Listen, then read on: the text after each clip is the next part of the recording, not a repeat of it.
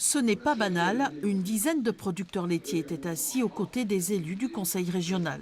Invités par la présidente, ces professionnels ont assisté au débat d'orientation du budget 2010 et ils ont pu s'exprimer. Encore une fois, on a besoin que vous poussiez tous parce que Madame Fischer-Boel ne veut pas céder. Et c'est elle qui va falloir céder, j'ai l'impression. Qui va falloir faire céder, j'ai l'impression. Un commerce équitable, c'est ce que veut créer la présidente de la région. Nous avons déjà des outils de transformation si nous souhaitons les utiliser, des producteurs volontaires qui peuvent se regrouper, qu'on puisse retrouver l'esprit coopératif et surtout qu'on puisse maîtriser la filière, c'est-à-dire avoir la transparence entre la production, la transformation, le conditionnement et la vente.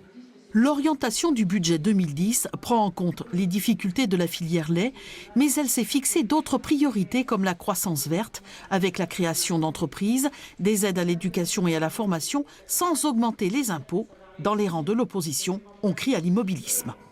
C'est un budget un petit peu conservateur parce qu'on retrouve les mêmes orientations que les autres années. Pas d'augmentation de dépenses, pas d'augmentation d'investissement. Nous sommes dans une période de crise où on a besoin d'investir pour relancer l'économie, lutter contre le chômage.